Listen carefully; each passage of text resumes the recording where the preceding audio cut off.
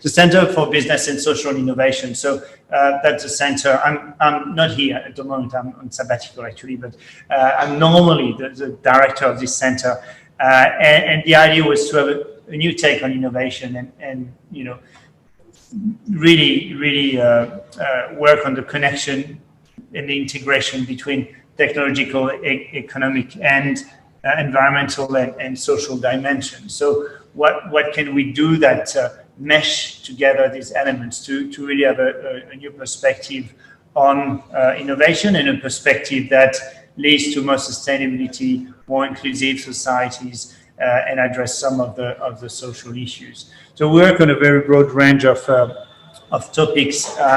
Some are really mainstream innovations, as could be led by organization and in a very classic way. So it's our future of innovation, innovative systems. That's really so innovation management. We have a stream on the future of work and organizing and enterprises. So from, you know, what is the future of work to what are new forms of organization that can help us approach the future of work. And obviously that's very relevant what we're doing today. And then the last topic is the future of business in society, and how business and organization will probably have to change their role in society and change really the ethos and the values of what they are doing. So just a very quick presentation of who we are. And obviously all the topics that we'll be talking about today are very relevant to what the center is set out to achieve. We are recently, as I said, we created the center about 3 years ago, but there are already a lot of very interesting projects that can, you know, at different level make a difference and use innovation for you know, a better world. All right, so I thought I'll maybe start with a simple question. How do we manage to, you know, screw up so much? I think, how did humanity achieve that? I think that's probably the big question here. I won't pretend to reply to that, because that's a big question. But just to, as I said, setting the scene and look at a few things. I guess one thing maybe was just greed. We are greedy. Human beings are greedy, and that hasn't necessarily improved in the recent period. So we want more, and you know, Homo sapiens has conquered the planet and is on the verge of destroying the planet, and in doing that, we increase also suffering and inequalities. So I wanted to. And you know, it all started quite brilliantly with a lot of innovativeness, ingenuity, we'd say entrepreneurship today, and it's you know, it might end up really really badly if we don't do anything about it. If I think about the French context, you know, we at some stage we did a revolution. We chopped head off, and that was a big message of hope for everybody. New values, a new social contract, and we launched into, you know, into industrial revolution with hope. And obviously, all that is resurfacing or was already lurking in this first movement. We chop heads off, but we launched in a society that was dominated by the bourgeois class, and that means a strong reference to accumulating wealth. And that didn't work out so well. So we launched into the Industrial Revolution and started, and admittedly at the time it was hard to perceive what it could do 2 centuries later to the planet, but it was the start of really the destruction of the planet. Before that, you know, human beings were not too dangerous. They were, you know, destroying a bit around them, but moderately, because they didn't have the type of impact on the planet that we could see today. So I wanted to just same thing, just remind us about one of the things that we're here. Again, another very famous Frenchman now, Thomas Piketty. I'm sure most of you are familiar with the message of capital in the 21st century. And it's all about, you know, reanalyzing and putting again on the table the question of inequality, across the global inequality that has been progressing. And that was controversial. That was an important message that Thomas Piketty brought. He really reanalyzed the issue in an interesting way. The way he sees the future can be debatable, and that's been debated a lot. We might disagree with his rather bleak vision, and around this room, we have a lot of people who will try to reach a different outcome. But the analysis he conducted and the basic figures and graphs that he produced around the progress of inequality are still there. And so this social issue is very important. I think it probably has been obscured for the past few decades, while the environmental question has been really put forward. But we all know it's equally important. So just a few graphs that are directly adapted from his research and from the book. This one is income inequality in Anglo-Saxon countries. So you have UK, US, Canada, Australia, and it's really interesting. So it really shows how, the share of top the share of top percentile of total income in society in these countries, has dropped until the 80s. So that was progress. That was probably the promise of a liberal world where economic development will bring enough shared value that inequality will be reduced. But then what we see is that from the 80s in all these countries, it changed, and with the disparition of many things. But part of it is increased globalization, reduction of the role of the state as a welfare state, free market ideology that becomes stronger.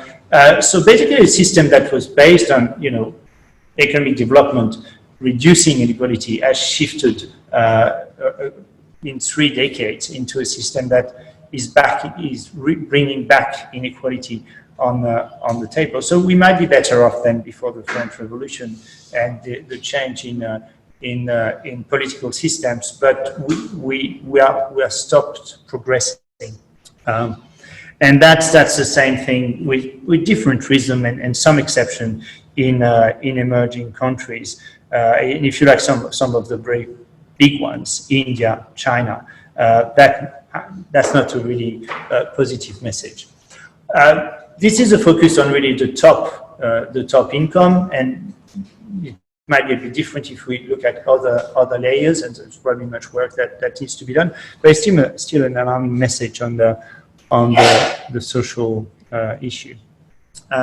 Then Thomas Piketty looked at wealth, and again showed how, and we have a longer history about that because the data he collected starts in the early 19th century, and then again you have this wealth inequality that has varied. There has been an improvement and then a change in that, but the current situation is a degradation of wealth inequality, and that applies to the US and to Europe. So I think, setting the same again, an important message. We're all aware of that, but there is a moment where these inequalities will pose problems to our society, and when we can't sustain our societies as they are. That was the first one. That was greed and its consequences. Obviously, you're familiar with the other big issues and the fact that we progressively cross the 9 planetary boundaries, and that's we know that's a big threat. We know that the risk is increasing in different areas. I couldn't find the equivalent of what we had for inequality, which is a really dated and curves on how that evolved. But that's also a very sinister and bleak future if we don't act about it. And it's interesting that, I mean, this new approach really obviously got a lot of traction and put the message out there. So, and if we have to think about why that happened, I mean, initially that was a lack of foresight. Granted, it would have been very hard at the beginning of the 19th century to see what would happen at the end of the 20th century and how, you know, this accumulation of human activity will lead us to a point where we are destroying the planet. But, you know, greed also had its part in it and was one of the important drivers, and probably one of the reasons why we don't stop today. So we all know that, but I thought it was useful to remind ourselves of it. And obviously, what is interesting is that in this room, we have people representing new ways or sometimes reinvigorating existing solutions and bringing them back on the table. What's good is that compared to maybe a few decades ago, the debate is there and people are starting to act on it in ways that are not traditional ways. So when we looked at that traditionally, the old solution, I mean, I was a bit reluctant to call them old because I think all of these still have a role to play in trying to change our fate. But, you know, I mean, a lot was around states and global regulation with, you know, the idea that regulation could actually help deal with that.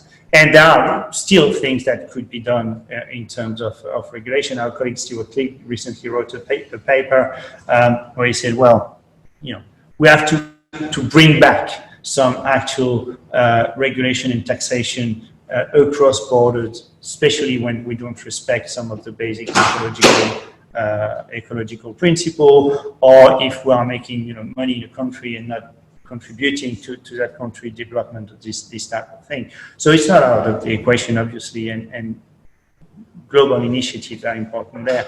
The other thing we were you know, thinking that non-profits and benevolence more broadly could help, which was part of the CSR message, which is okay, well. And that's a mix of argument with the free market argument as well. So basically, society will balance itself. There will be people with goodwill, but there will be also, you know, if we give that response, and that was a message since the 80s, particularly, which is, you know, corporation can organize things and they'll deal with issues, whether they're social and let them do it. So it's a model where. And that's a contrast between countries. I mean, in France, we would rely more on the state and on a paternalist approach of the state intervention, where we need to take care of people and we need to regulate to make that happen. In other countries, the free market ideology and the CSR, part of it is deceptive argument were stronger. If you think about Reagan or Thatcher in the 80s, that was really pushing in that direction, which means that CSR will solve everything. So I'm not saying CSR couldn't contribute, but what we all know in this room is that it didn't do it so far, and it's unlikely to do it. So other things have to be brought in. And then that's where hope is. So we'll finish in a positive note. It's, you know, there are new things, and what we call the new solution or the vintage solution. I mean, what's interesting is that we are reactivating things that have been around for a long time, but that seem not to get more echo. And especially, we have created a group to work on co-ops. That's what I would put in the vintage box.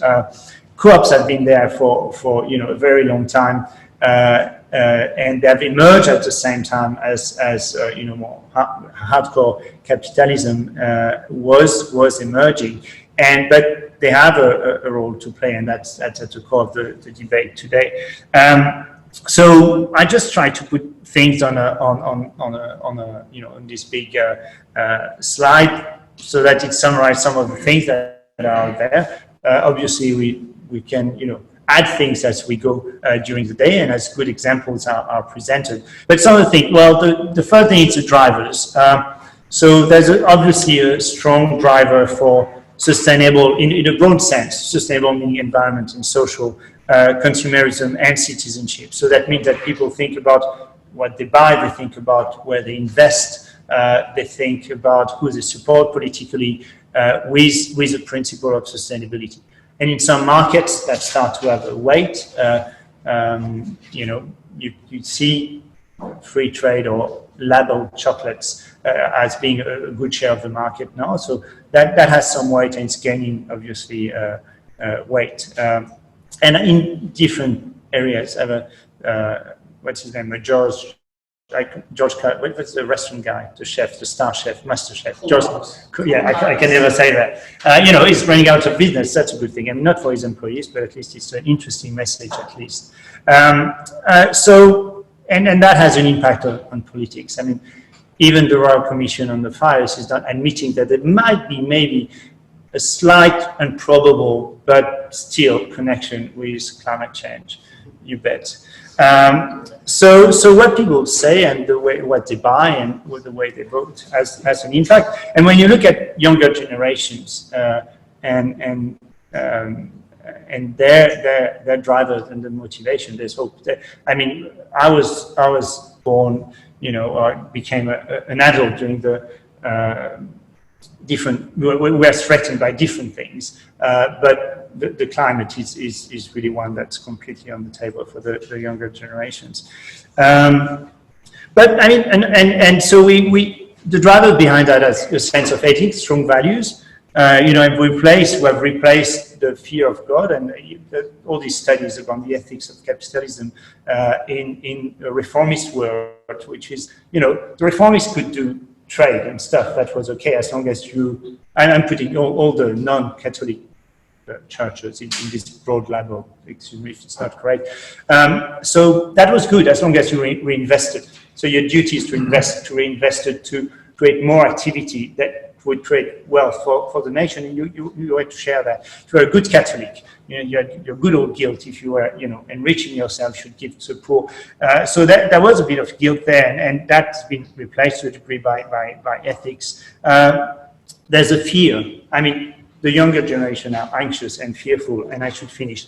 But there's also for business. I mean, even if the ethical dimension exists, when you talk to quite a few, I wouldn't say most business people, not in this room, you have the idea, well, you know, sustainability, circular economy principle like that helped me save money, that helped me deal with resource scarcity. So there's a business case for sustainability as well, which is quite good. And interesting, so you have the list there, interesting idea, the shift from social, redefining the role of business. So we move from CSR to reconsidering what business should be about. And business should be about also, you know, forms of social and sustainable entrepreneurship. Principles around how we do things to be better on resources, circular economy, of course, consuming more locally with production that's embedded in the community and can be actually profitable, at least you know, sustainable. So the slow movement, sustainable procurement with its impact at a global level will contribute a lot, which can be dictated just by the brand damage and things like that. New forms of organization, some of them are being revived. So workers, co-ops, including platform co-ops, community ownership, member organizations in general, which can be digitally enabled. So there's a lot that could happen there. And, you know, a lot of co-ops and mutual put it a bit under the carpet. They don't say it very loudly, not all of them, but some do. I think there's really a very strong message there, and we're working with the co-op sector to make that happen. So the vintage co-ops are resurfacing. And there are new networks, and we'll have really good example about that, creating, you know, sharing economy initiative, and thinking about the tool exchange, crowdfunding, macrofinancing, entrepreneurship, linked to, you know, a new ecosystem of entrepreneurship linked to specific objective, stakeholder collaboration that try to solve issues that are difficult to solve with one group of stakeholders.